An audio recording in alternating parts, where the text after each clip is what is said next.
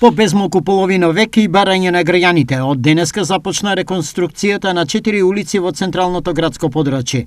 Добре Радосавлев, Пиринска, Карл Маркс и 19-та бригада.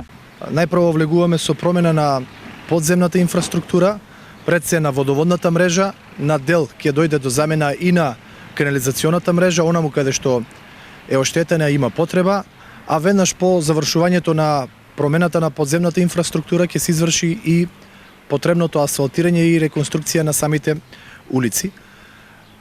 Неколку милиони денари ќе бидат потрошени.